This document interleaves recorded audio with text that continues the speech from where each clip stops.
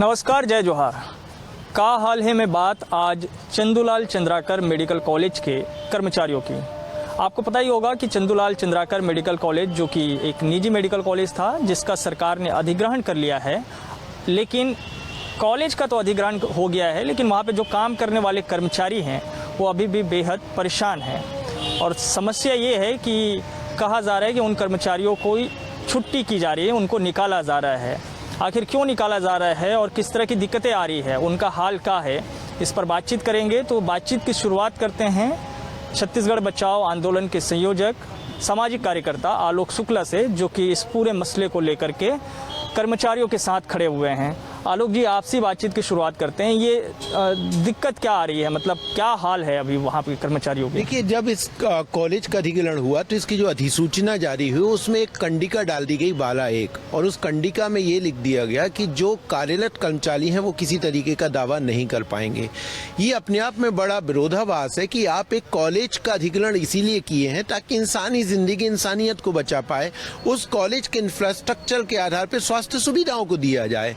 लेकिन इस पूरी प्रक्रिया में वो कर्मचारी जिन्होंने उस कॉलेज के बनने से लेकर उस प्रक्रिया तक जोड़े लाए आज तक, जो संकट के समय भी वहां पे रहे, ऐसे तमाम कर्मचारी हैं जो आधी तनख्वाह पे भी काम करते रहे। सरकार का सबसे पहले तो उन कर्मचारियों को परमानेंट करने की दिशा में सोचना चाहिए था, और लेकिन आपने उन कर्मचारियों को आपने साइड कर दिया। तो क्या अधिग्रहण सिर्फ दीवारों का हुआ है? क्या अधिग्रहण सिर्फ वहाँ सामानों का हुआ है? निश्चित तौर पर मुझे लगता है कि इस दिशा में एक संवेदनशीलता के साथ सरकार को देखना होगा कि आप एक पूरे छत्तीसगढ़ में रोजगार की बात कर रहे हैं, रोजगार देने की बात कर रहे हैं, और वहां पे वो जो दक्ष कर्मचारी हैं जिन्होंने 10 साल काम किया है उनको आप बेरोजगार कर रहे हैं। तो ये अपने आप में दुखद स्थिति है। मतलब सवाल तो ये भी है कि मेडिकल कॉलेज है तो जाहिर तौर पर ये कर्मचारी की तो आवश्यकता होगी। ऐसा करने के पीछे क्या वजह लग रही है? क्योंकि सरकार तो कह रही है कि हम जब छात्रों को बचा सकते हैं तो फिर वो कर्मचारियों के लिए भी कर सकते हैं। निश्चित तौर पे यही तो सबसे बड़ा सवाल है कि जब मैं बार बार वही कह रहा हूँ कि आपने छात्रों को बचाने के लिए, उस कॉलेज से स्वास्थ्य सुविधाओं को देने के लिए एक मानवीयता के पक्षों को केंद्र में रख के आपने अधिग्रहण किया है, तो फिर उन कर्मचारियों को क्यों आप निकालना चाह रहे हैं? निश्चित तौर पर इनका मकसद होगा कि हम नई भर्तियां करेंगे, लेकिन वो लोग जिन्होंने, कई तो ऐसे लोग हैं जिनकी एक उम्र हो गई, अब वो नए एग्जाम में नहीं बैठ सकते हैं, नई जगह वो नहीं जा सकते, उनका क्या होगा? तो मुझे लगता है कि सबसे पहली प्राथमिकता उन कर्मचारियों की होनी चाहिए जो कर्मचारी वहां पे पिछले 10 सालों से काम करते रहे हैं।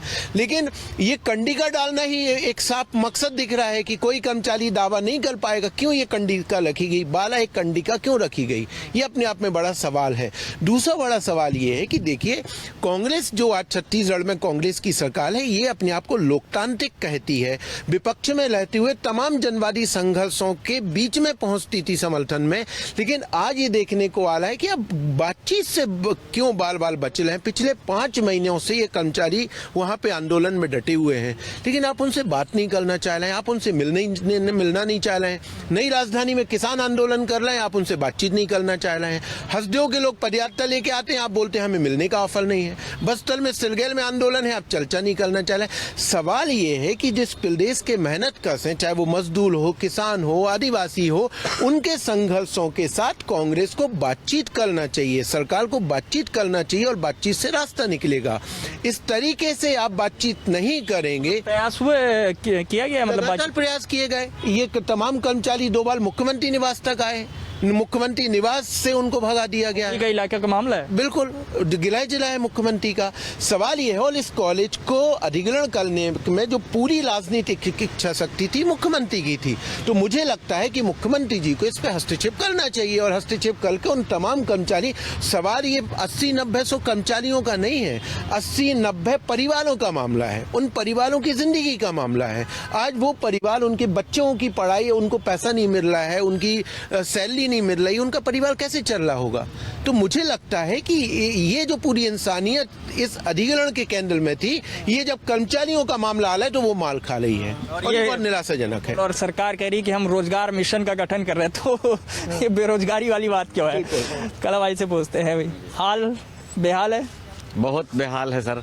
एक तरीके से अभी तो हम लोगों का परिवार में बच्चों का जो शिक्षा है, बच्चों का जो स्वास्थ्य है, राशन का मामला है, बहुत अस्त व्यस्त है। सभी जो कर्मचारी हैं उनके घर में माँ बाप हैं, सब लोग हैं, उनके तनाव का स्थिति बन गया है कि कैसे जीवन चलेगा।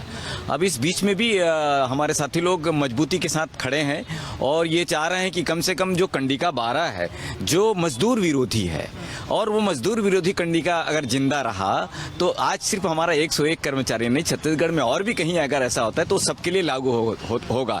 इसलिए उस कंडिका को भी निरस्त कराना, उस कंडिका के खिलाफ लड़ना भी हमारा एक जिम्मेदारी है। इस बात को भी लेकर के कर्मचारी आज सड़क पे हैं और लगातार भूख हड़ताल कर रहे हैं। कर्मिक भूख हड़ताल है, 24 घंटा वहाँ सोते हैं, अपने बच्चों परिवार के साथ वहाँ सोते हैं। इस अभी तूफान चला, ठंडा हुआ, पानी गिरा, इस मौसम में भी वो लोग बच्चों के साथ में बैठे रहें। फिर भी हमारे मुख्यमंत्री महोदय को पता नहीं सुनाई दे रहा है कि नहीं सुनाई दे रहा है। आशा था कि कांग्रेस आएगी तो जेल वालों की नहीं सुन रहे तो फिर सुनेंगे किस? नहीं, सुनेंगे जरूर, लेकिन सवाल यही है कि जनता जब उठती है, जनता जब आंदोलन करता है तो बड़े बड़ों को सुनना पड़ा है और इनको भी सुनना पड़ेगा। पर सवाल वही है कि जिनको हम संवेदनशील समझते थे शायद वही असंवेदनशील हो रहा है, तो ये बहुत दुखद बात है।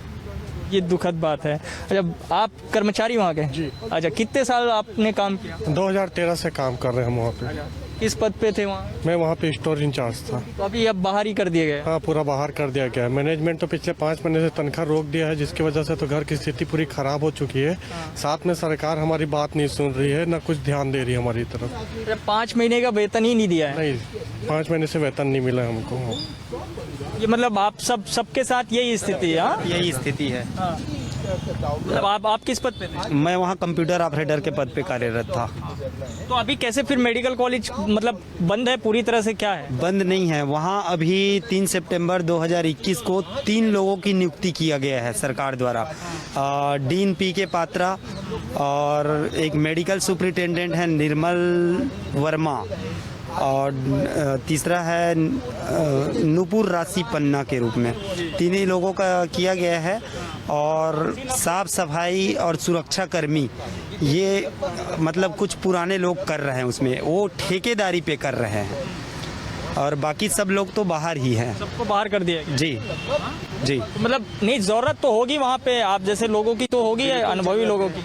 जी, मेडिकल कॉलेज को चलाने के लिए कम से कम 800 नॉन टीचिंग की आवश्यकता पड़ती है और हमारी संख्या सिर्फ 100 है।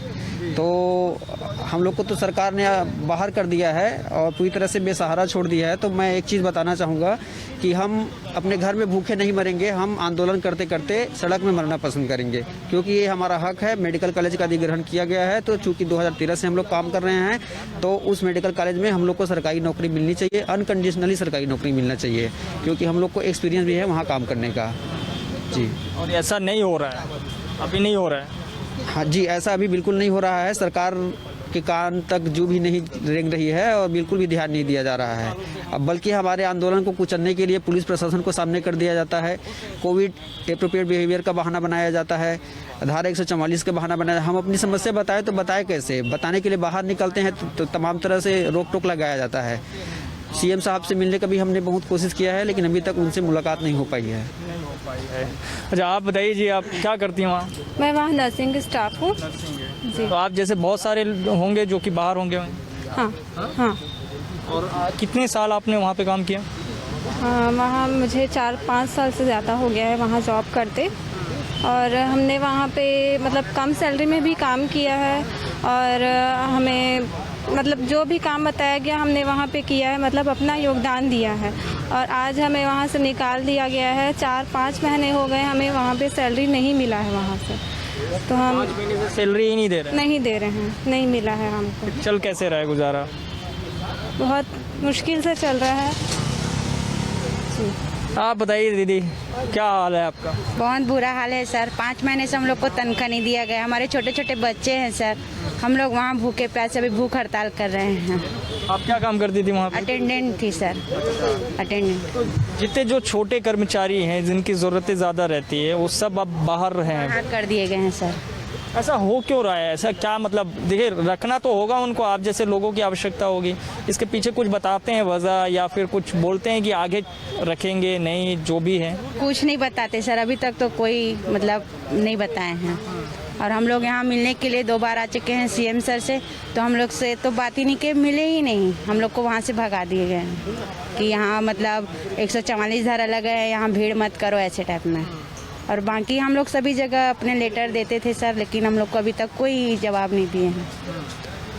अच्छा, एक चीज़ मेरे को ये बताइए कि जैसे पुराने आपके जो थे डायरेक्टर थे, उन लोगों ने कभी कोई बातचीत या आप लोगों की मदद करने की कोई कोशिश? उन लोग का कहना है कि हम लोग ने आप लोग का लिस्ट बना के भेज दिया है सरकार के पास, अब आगे सरकार जानेगी और उसके बाद उन लोग अपना पल्ला झाड़ लेते हैं सीधा, उसके आगे कुछ बात करने को तैयार नहीं है मैनेजमेंट। यही 2 बात बोल के खत्म कर देते लोग जी। इसके अलावा कोई मदद किसी तरह की? नहीं, कोई मदद करने को तैयार नहीं है।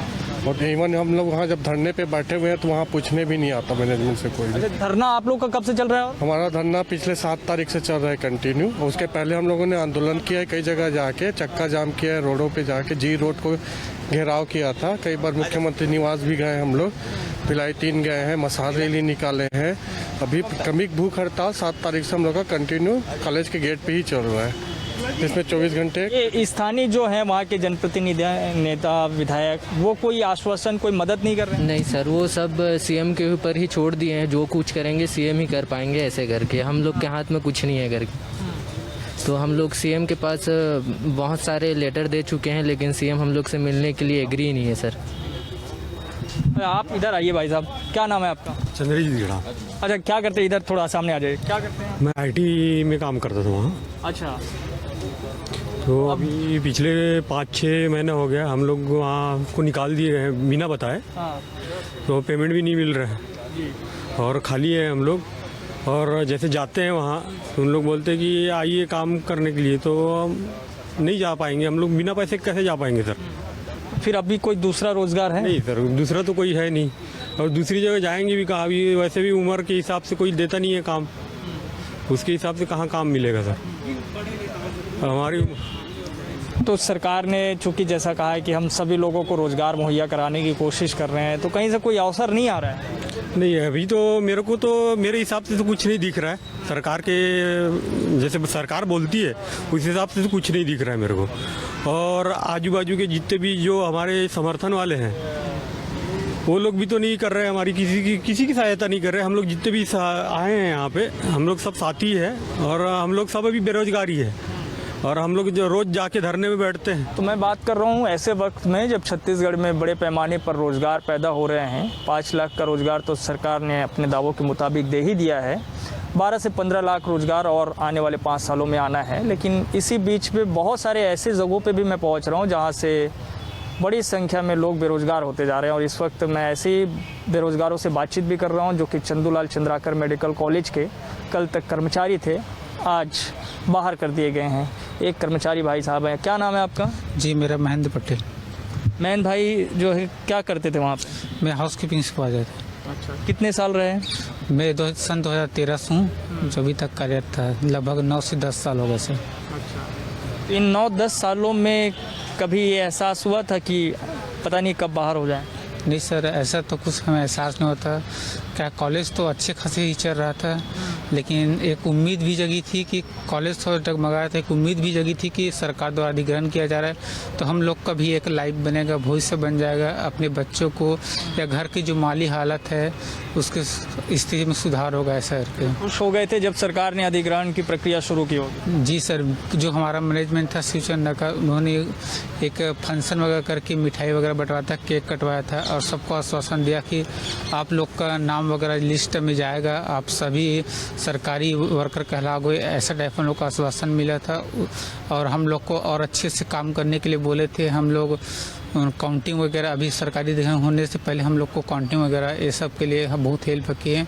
उसके बाद हमें अचानक से ये पता चलता है कि आप लोग को कॉलेज से हमें पास वर्क नहीं है, सरकार अधिग्रहण कर लिया या कंडिका निकाला गया, उसमें आप लोग जो भी पुराने कर्मचारी वो दावा नहीं कर सकते, आप लोग को रखा नहीं जाएगा करके। तो हमें बहुत मानसिक आघात भी पहुंचा कि हम लोग का परिवार कैसे गुजारा करें, क्या करें। ऐसा करके खाने पीने के लाले पड़ गए, ऐसा टाइप है सर।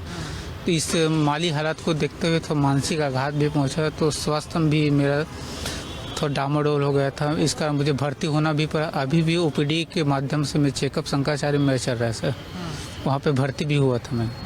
अब परिवार में माता पिता हैं, बच्चे हैं, बीवी है सर। कोई खेती बाड़ी है? खेती बाड़ी थोड़ा सा है सर, खेत है, वो सिर्फ खाने के लिए हो जाता है, लेकिन परिवार का बच्चे का शिक्षा है। जैसे माता पिता कमज़ोर हो चुके हैं, बुजुर्ग हो चुके हैं, तो उनके लिए स्वास्थ्य के लिए लगता है। जैसे शादीशुदा उनके लिए फैमिली भी चलाना पड़ता है सर। सिर्फ चावल तो मिल जाता है ठीक है खेत से, लेकिन परिवार चलाने के और बहुत कुछ लगता है, वो नहीं हो पाता। जैसे अपना ही है वो सब गुजारा नहीं हो पाता। अभी हौसला टूट गया हो? हौसला तो टूट गया सर, लेकिन आसपास से जो भी आसपास से गांव से है या कुछ संस्था जो है वो अपना हेल्प कर रहे हैं। हम लोग वहाँ पे तो अनशन पे बैठे हैं, उनका हेल्प कर रहे हैं, उनके माध्यम से कुछ हमको सहयोग मिल रहा है सर। कला भाई, मैं एक चीज़ और समझने की कोशिश कर रहा हूँ। देखिए, ये ऐसा भी तो नहीं है कि सिर्फ जो है मेडिकल कॉलेज में कर्मचारी जो काम कर रहे हैं उनकी समस्या है। ऐसे बहुत सारे जगहों पे हो सकता है कुछ चीज़ें सामने आ जाती है, जैसे आप लोग आ गए अपने हक के लिए आंदोलनरत है। ये स्थितियाँ क्यों बन रही है उस सरकार में? आपने तो इन सरकारों को देखा भी है कि जनसंघर्ष से पैदा होने वाली ये सरकार है, तो वहाँ पे ये स्थिति होती तब क्या लगता है? नहीं, मुझे लगता है कि ये पूरी तरीके से रोजगार देने की मामला नहीं है सरकार का, बेरोजगार करने का मामला है। जिस तरीके से आप देखें कि अभी कुछ दिन पहले जो खाना बनाने वाली महिलाएं हैं, जो खाना बनाती थी स्कूलों वगैरह में, उनको भी इस तरीके से किसी कंपनी को ठेके दे दिया गया कि जाओ कोई कंपनी का अब खाना बनाएगा, अब ये महिलाएं खाना नहीं बना पाएंगी। तो अपने आप में कितने मतलब 20-22 हज़ार महिलाएं जो छत्तीसगढ़ में खाना बनाती हैं वो रोजगार हो गया। तो कुल मिला के यही है कि पूरा जो काम है वो कहीं और दूसरे तरीके से कराओ। जैसे कि इस पर मैं बहुत अच्छे तरीके से एक संज्ञान नियोगी जी का मैं लेता हूँ कि नियोगी जी ने कहा था कि दल्ली राजरा के खदान में अगर पूरी तरीके से आप मशीनीकरण कर देंगे तो मजदूरों को काम नहीं मिलेगा, इसलिए आप अर्ध मशीनीकरण करिए। अगर खोदने का पोकलेन है तो कम से कम लोड करने के लिए मजदूरों के लिए रहने दो। तो पूरी तरीके से एक तो मशीनीकरण भी है कि आज हम पूरा तरीके से कंप्यूटर में कर रहे हैं। दूसरा ये है कि कहीं ना कहीं मजदूरों को काम के लिए आपके पास व्यवस्था है, लेकिन उस व्यवस्था नहीं करना चाहते, क्योंकि ठेका प्रथा जो मूल बात है कि कोई भी निजी संस्था में आज पूरा निजी संस्था भिलाई स्टील प्लांट जैसे जो है वो निजीकरण की तरफ जाने की तैयारी में कर रहा है। इसीलिए इस तरीके से जो है यहाँ तो सरकारी करके वहाँ सरकारीकरण करके वहाँ पर ठेका में लिया जा रहा है। पूरा काम ठेका में कराने का मामला है सरकार का। अस्पताल का नाम सरकारी रहेगा, लेकिन वहाँ पूरा काम ठेकाकरण की तरह कराया जाएगा, इसलिए इनको सरकारी नहीं करने का मामला है। तो सब जगह यही चल रहा है कि जहां पर भी एक सार्वजनिक उपक्रम है, जहां पर भी नौकरी लेने का बात है, वहां पर नौकरी नहीं लेते किसी बंदे को, चाहे वो जिंदाल हो चाहे वो अडानी अंबानी, जो है निजीकरण का विरोध करते हैं और दूसरे तरफ आप सरकारीकरण करने के बाद उसमें जो है निजीकरण डालने की कोशिश। बिल्कुल यही बात है, यहाँ पर सरकारीकरण करके निजीकरण से काम चलाने का मामला है, वो एकदम स्पष्ट है। इसलिए इन्होंने कंडी का बारा लाया है ताकि कर्मचारी जो है शासकीय होने का वो मांग ना कर सके। ये पूरी तरीके से मजदूर विरोधी है। जिस तरीके से मैं बार बार बोलता हूं, जिस तरीके से मोदी ने किसान के विरोध में कानून लाया था, सेम टू कॉपी है। और इसमें विपक्ष भी जो साइलेंट है, तो दोनों यहाँ दिखने में अलग अलग है, लेकिन दोनों इस मामले में मजदूर के खिलाफ कानून बनाने में दोनों शामिल हैं। अच्छा, आप क्या नाम है आपका? जी सर, लीला देवांगन है। अच्छा लीला जी, आप कितने सालों तक रही हो? आप 6 साल से सर। 6 साल। 6 साल में इधर आ जाइए। 6 साल में क्या कुछ बदला? सर इतने दिन से सब कुछ तो अच्छा ही चल रहा था। जैसे ही सरकार ने अधिग्रहण किया, फिर सबको हमको बाहर निकाल दिया गया। और जब ये सरकारी हुआ तो हमको ऐसा लग रहा था कि हम बहुत खुश थे कि मतलब हमारा भी हो जाएगा ऐसा बोल के, लेकिन फिर उसके बाद पता चलता है कि ये हमको निकाल दिया गया है। और कोरोना काल में भी हम लोग ड्यूटी किए सर। यही बोला गया हमारे सर कि आपको सबको रखा जाएगा, आप सबका नाम दे दिए हैं, हम ऐसा बोला गया था हमसे। फिर बाद में पता चला कि हमको सबको नाम बाहर निकाल दिया गया है। कोविड के दौरान सब आप लोग वहाँ पे थे? कोविड के टाइम भी पूरा काम किए हम। तब आप सबकी ज़रूरत थी वहाँ पे? जी सर, जी सर। और आज बिल्कुल सबको बाहर निकाल दिया गया है। तो अब जब ये स्थिति बन गई है तो फिर कैसा महसूस होता है? फिर क्या लगता है कि काम करे कि ना करे, संघर्ष करे? सर इसी में अब दोनों तरफ हम लोग फंसे हुए हैं कि क्या करेंगे। बस यही उम्मीद है सरकार से कि सबका नियुक्तिकरण कर दिया जाए, बस हो गया सर। अच्छा, ये एक चीज़ और मेरे को बताइए कि जैसे मुख्यमंत्री से तो नहीं मिले, लेकिन टीएस सिंहदेव स्वास्थ्य मंत्री, उनसे तो मुलाकात हुई होगी। बिल्कुल टीएस सिंहदेव जी से मुलाकात हुई है। उन्होंने कहा कि मुझे पहले से कुछ पता था कि ये बात आने वाली है मज़दूरों के लिए, तो मैं तो ज़्यादा कुछ वो नहीं बता पाऊँगा, लेकिन आप लोग सीएम सर से मिलिए, बस यही वर्ड था। मतलब बाबा कुछ नहीं कर पाऊंगा बोलती है, सीधे स्वास्थ्य मंत्री हैं जो स्वास्थ्य मंत्री है उनका भी कहना है कि मैं कुछ नहीं कर सकता, आप लोग सीएम सर से मिलिए। तो वो चाहते तो स्वास्थ्य विभाग के प्रमुख हैं, सभी लोगों के लिए कुछ न कुछ की व्यवस्था किया जा सकता था, लेकिन उन्होंने भी बिल्कुल ध्यान नहीं दिया। अब हमारी मांग तो ये है कि हम लोग चाहे जैसे भी हो वहाँ नौकरी पाकर रहेंगे। अब संगठन हमारा कंटिन्यू चल ही रहा है, भूख हड़ताल में बैठे हैं। अब हम लोग बेरोजगारी से मरने के बजाय संगठन में वहीं पे रोड पे मरेंगे। मरने की ज़रूरत तो नहीं है। उसके लिए चाहे जो भी हो जाए, भूख से मरने से अच्छा सर हम लोग वहाँ पे रोड पे ही मरेंगे संगठन के बदौलत। सरकार को संज्ञान में रहेगा कि कोई कर्मचारी बेरोजगार हो गए, वहाँ मर तो गया। नहीं, मरने की जरूरत तो नहीं है। देखिए, संघर्ष करने की बात है, आप लोग को हो सकता है आपके न्यू चल ही रहा है सर। 5 महीनों में किसी भी अधिकारी को ये नहीं रहा कि यहाँ आंदोलन चल रहा है, किसके पास हम लोग नहीं गए हैं।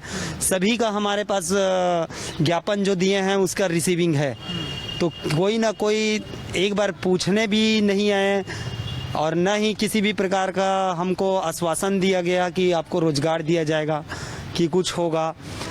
ठीक है, सरकार को चाहे जैसे भी हो हमको रोजगार पे तो रखे, चाहे पहले जैसे जो भी जिस तरीके से भी थे।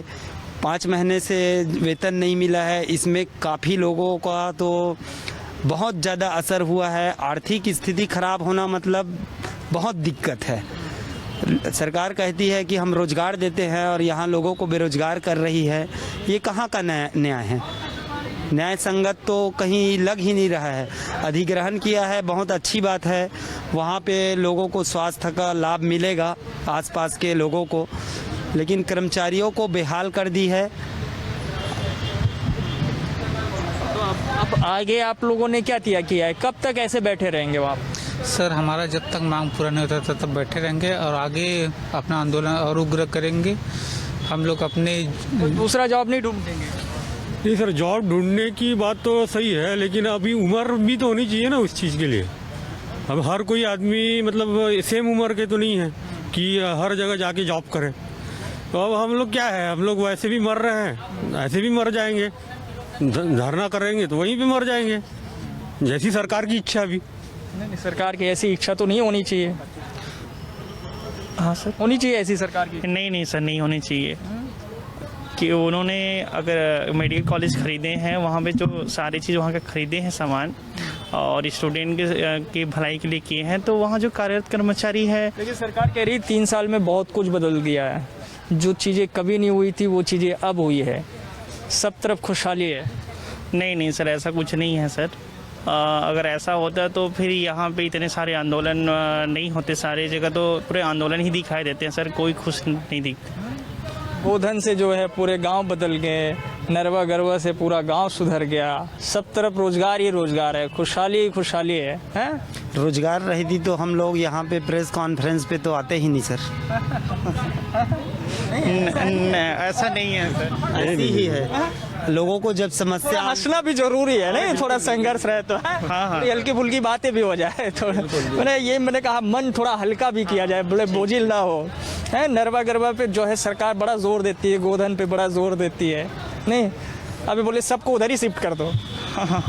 हमें भी नरवा घुरवा बाड़ी में ही जॉब दे दे, वहीं करेंगे। हम गोबर उठाएंगे और पेशाब उठाएंगे और नरवा घुरवा गोबर उठाएंगे, तो उसमें भी जहाँ भी हमको रोजगार देते कहीं हो देते। हाँ, सरकारी नौकरी चाहिए, रोजगार चाहिए बस। लोगों का रोजगार न छीने, ऐसा होना चाहिए सरकार। यहाँ पे तो रोजगार छीना जा रहा है सर, ये बड़ी बात है। मेडिकल का काम करने वाला जो है गोबर उठाएगा चलेगा। लेकिन काम तो दो। मेडिकल में काम करने वाला गोबर उठाने से भी हम नहीं कतराएंगे। हमको रोजगार चाहिए, सरकारी रोजगार चाहिए। हमारा यानी अधिकार ना छीने सरकार, यही है सर। तो सरकार अधिकार न छीने, ये सरकार को तो तय करना ही चाहिए। और सवाल भी यही है कि जब सरकार खुद कह रही है कि भाई हम तो तमाम लोगों को रोजगार। अच्छा, कुछ बोलना है अभी कला भाई? मैं सुना दीजिए, आप तो बड़े सुनाते रहते हैं। नहीं ठीक है। मैं यही आप अगर सुनाने बोलेंगे तो मैं सुना दे सकता सुना हूँ। दीजिए, बिल्कुल स्वागत है। देखिए, पूरा जो हम लोग जनगीत करते हैं और गाते हैं कि सब कुछ करने को तैयार सारे अफसर उनके, सब उनके हैं, हमारे तरफ कोई नहीं है। पुलिस भी उनका, कलेक्टर भी उनका, सब उनका। वो सब कुछ करने को तैयार सारे अफसर उनके, कानूनी किताबें उनकी, कारखाने हथियारों के, बहाने अपने बनाने के, जज और जेलर तक उनके, सारे अफसर उनके। वो सब कुछ करने को तैयार सारे अफसर उनके। एक दिन ऐसा आएगा कि पैसा काम न आएगा, कि सत्ता काम न आएगा, धरा के धरा रह जाएगा, वह दिन जल्दी ही होगा। ये ढांचा बदल जाएगा, ये ढांचा बदल जाएगा। मैं वर्तमान की कांग्रेस सरकार को यही कहूँगा कि आप, कांग्रेस एक गांधी जी के और तमाम लोगों के एक विरासत से आया हुआ है और आप उस विरासत को बदनाम करने का कोशिश ना करें। कोशिश करें कि आप जितना लोगों को अधिकार दिला सकें वो दिलाएं, छीनने का कोशिश ना करें। ये स्वास्थ्य कर्मी हैं, ये कोविड-19 से ले तक तमाम तरीके के अपने लोगों की, जनता की सेवा करते हैं। इनसे खिलवाड़ ना करें। इनसे ही नहीं बल्कि तमाम औद्योगिक क्षेत्र के मजदूर को देखो, भिलाई स्टील प्लांट के मजदूर देखो। मुझे फांसी के तख्ते पे लटका दिया जाए या जांच कराया जाए कि औद्योगिक क्षेत्र में किसी मजदूर को न्यूनतम वेतन मिलता है। अगर मिलता होगा तो मैं फांसी के तख्ते पे लटकने के लिए तैयार हूँ। कितनी सरकार आई, कितनी सरकार चली गई, परिस्थिति आज ये है साहब, क्या बताएं। चलिए, तो ये परिस्थितियाँ बदलनी चाहिए। कला भाई ने बहुत अच्छे से अपने गीत के माध्यम से चीज़ों को समझा भी दिया है कि ये ढांचा जो है वो बदल जाएगा अगर सरकारें नहीं सुधरी। सरकार अगर अधिकारों को जो है इसी तरह से छीनती रही तो वो जिस ढांचे की बात कर रहे हैं, जो हर 5 साल में जो है एक मौका मिलता है जनतंत्र के माध्यम से, लोकतंत्र के माध्यम से, अगर स्थितियाँ और परिस्थितियाँ यही रही तो उसे वो बदलने की बात भी कह रहे हैं। तो मैं उम्मीद करता हूं कि जिन कर्मचारियों को अभी निकाला गया है चंदूलाल चंद्राकर मेडिकल कॉलेज से, उनकी वो बहाली हो जाएगी और शायद जिस अधिकार को वो छीनने की बात कर रहे हैं वो अधिकार उनको वापस मिल जाएगा। का हाल है में आज के लिए इतना ही, लेकिन बाकी खबरों के लिए आप देखते रहिए News 24 मध्य प्रदेश छत्तीसगढ़। धन्यवाद।